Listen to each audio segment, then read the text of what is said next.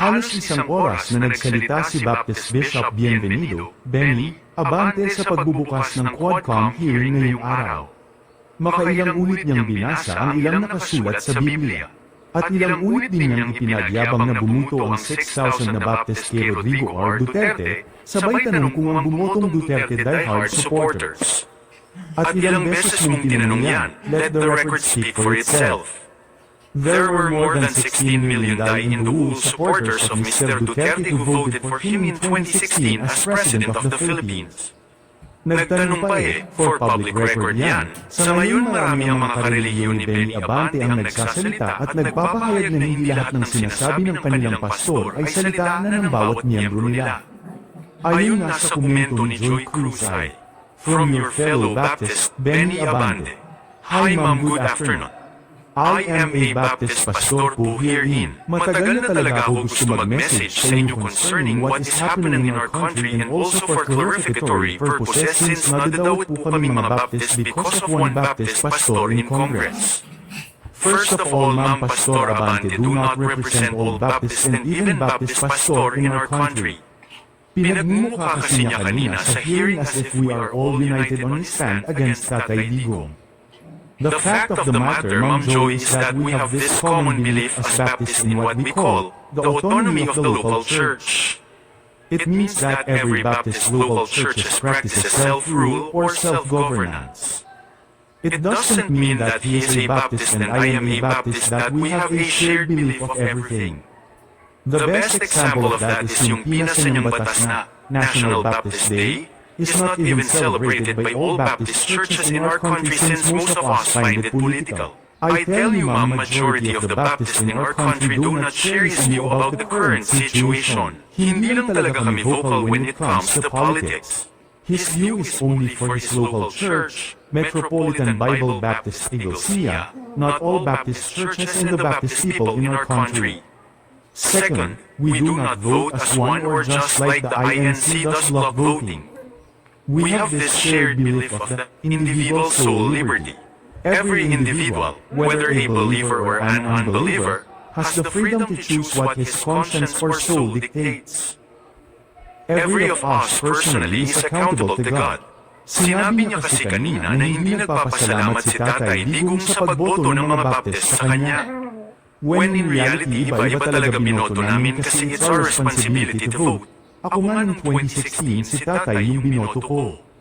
I tell you, Ma'am, maraming mga Baptist pa rin ang nagsusupport kay Tatay Digong since her common law wife, Mama Vansenia is a Baptist herself. Ito, Ma'am, totoo talaga ito. Merong local church from MBBE Pastors Abantes Church na yung anak ay vocal sa pag-support kay Tatay Digong. Tawang-tawa nga ako sa post noon. Ma'am, please give attention to this one. Ayon naman sa isa pa ay, hello, isa ako sa miyembro ni Pastor Benny. Pagkatapos ng preach niya noong November 8, Friday yan sa Middle East. Nagkwento siya patungkol kay Duterte. Ang sinabi niya na di ko nagustuhan, buti hindi dumalo si Duterte sa Quadcom kasi pag dumalo siya tatapusin ko siya. Napakayabang na talaga ng pastor namin. Pati pulpito ginagamit na niya sa politika. I'm still praying kay Pastor na maliwanagan siya sa kanyang mga ginagawa. Please hide my identity. Ayon pa sa isa ay, open letter to Bishop Abante, don't use the Baptist name and all its members as if you are the reason we voted. We are ashamed of how you use Bible verses in that hearing. The question is, do you even apply those to yourself? My family and I, along with others, voted out of our love and trust for Tatay Digong, not because of you or your words. Our faith is directly in the Lord, so don't pretend as if you are always right.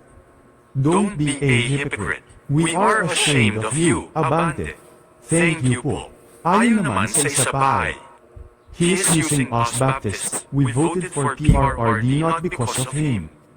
We believe in the autonomy of local New Testament church.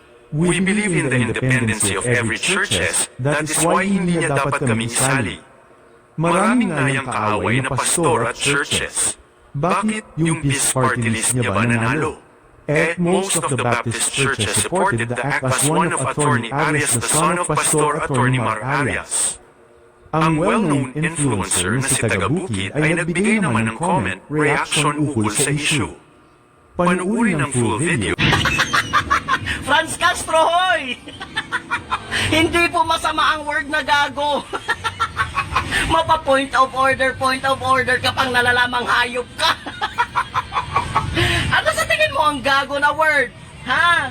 Pagmumura ba yan? Hindi! In English na lang ni President Digong para sa'yo. Diyos ko po, teacher ka pa naman. Hindi mo alam ang English ng gago? Ha? Anong malaswa sa word na gago? Kaya nga sinasabi ni Pangulong Duterte, hypothetical ka masyado. Diyos ko naman mga kababayan, Diyos ko naman. Yan ang napapala ng Pilipinas. Yan ang problema pag convicted ka, nakaupo ka pa. Point of order, Mr. Chair. Ha? Gago, malaswa? Saan? Saan banda? Ayan ha, Franz Castro, dapat alam mo na ang salitang gago in English stupid. Stupid ka pala eh. Grabe naman to si Franz Castro magtanong mga kababayan. Kung successful ba kamo ang war on drugs ni Tatay Digong? Sinagot naman siya ni Tatay Digong, yes, it was successful. How can you measure po the success of your war on drugs daw? Sinagot siya ni Pangulong Duterte, it is because bumaba yung drugs. Hindi mo naman agad-agad at totally mawala yung drugs sa community. It is because, sabi nga ni President Duterte, hanap buhay or nagiging hanap buhay na yan. But it was successful kasi nga, bumaba nga yung droga. In other words, mga kababayan, hindi nga siya naging ganun kaperpekto pero naging successful po siya. Ang problema nito si Franz Castro, tinitrick na naman niya ang dating presidente by the word eradicate. Kaya nga sinagot siya ng Pangulo, you cannot eradicate drugs. Even the United States, there is no such nation in this planet that can eradicate such thing. Kaya tuloy nababansagan ng Pilipinas na pinakamahihina umintindi. It is because of this kind of woman, Franz Castro. O ayun na, Raul Manuel, hinihingan ka na ng pera ni former President Rodrigo Roa Duterte. Sa kagustuhan mo talagang imbestigahan siya sa ICC, go ahead! At eto pa sa lahat ng anti-Duterte na palaging sinisigaw na ICC is coming, takot na si Digonyo, ICC is coming. Mag-fund na kayo, magtulong-tulong na kayo, bigyan natin ng pera ang Duterteng yan, ang matandang iyan, si former President Rodrigo Duterte, para siya na mismo ang pumunta doon sa ICC. Ang tagal nyo naman. Ang tagal-tagal na ng isyong yan, Diyos ko naman, Lord. Former President Rodrigo Roa Duterte is willing. Oh my God, sige na. Imbestigahan nyo na. Huwag nyo kasi ipalabas na parang iniitsapwera. Huwag nyo ipalabas na nire-reject or iniiwas yung sarili sa ICC. Papuntahin nyo na. Ang tagal-tagal nyo naman eh. O siya, si President Duterte nang pupunta. Bigyan nyo lang ng pera. Eto pang isang kabobohan na naman ng mga tinatanong ni Raul Manuel sa dating Pangulo. Isipin niyo mga kababayan, tinatanong niya about sa drug list, kung paano ba binubuo ang drug list. Ano tingin niya kay President Duterte noon? Undercover police. Hoy, Raul Manuel, nagtatanong ka sa maling tao. Dapat magtanong ka sa ganyan mismo sa mga taong bumuo ng listahan kung meron mang drug list yan. Diyos ko naman, presidente si Tatay Digong noon, presidente, hindi taga PNP. Na-mention pa niya si Leonardo. E di ngayon, sinagot ka ng dating Pangulo na tanungin mo si Leonardo at hindi ako. May point naman talaga yun, di ba? Again, Raul Manuel, former President Rodrigo Roa Duterte was the President of the Republic. Hindi niya po saklaw at alam kung ano ang operation ng PNP. It must be the PNP who will answer all your inquiries, not the former President. Ano ka ba naman? Oh my God! Oh my God, mga kababayan, eto na!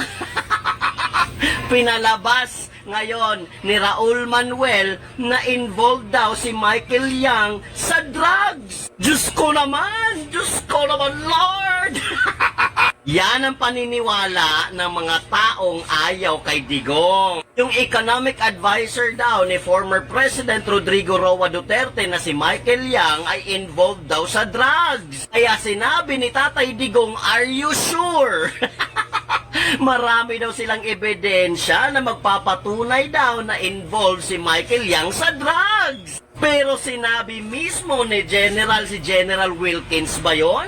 Sinabi niya na they don't see any evidence to show na involved nga si Michael Yang sa droga. Paano mo masabi ngayon, Raul Manuel, na involved si Michael Yang sa droga ay hindi naman yan nakasuhan ng drugs? Yan ang hindi ko maintindihan eh. Marami sa inyo, especially yan si Kong Ho, naniniwala sa chismis. At ikaw may ebidensya ka pa na si Michael Yang involved sa droga? Talaga? Prove it nga. Talagang natawa si Tatay Digong mismo itong si Raul Manuel. Ay nako, Kabataan Party List, bakit kayo may ganyan? Kino-confirm niya na may reward system. Sinabi nga ni President Duterte, oo, meron. In a way, na kung may operation ng pulis outside, for example, Davao City to Cotabato, wala namang pondo ang pulis para doon. So dahil for the sake of that kind of operation, to solve a problem of this society, bibigyan niya ni Pangulong Duterte ng budget. At kung may matira man dyan, ay ibibigay pa rin ni Pangulong Duterte for the boys. Yun yung tinatawag niyang reward system. Pag may sobra at kung may pagkakataon man na may pera siya ay dadagdagan pa niya. Ang problema, itong si Raul Manuel naman mga kababayan, pinipinpoint niya yung confidential funds, an intelligence funds ng Pangulo. What's the point of that, Raul Manuel? Gusto mong malaman kung paano ginawa at paano yung proseso ng pagbibigay ng pera from confidential funds? Nararapat lang nasabihan ka ni Pangulong Duterte na ang confidential funds ay confidential funds. Bakit mo tatanungin kung anong proseso dyan? Confidential nga, di ba?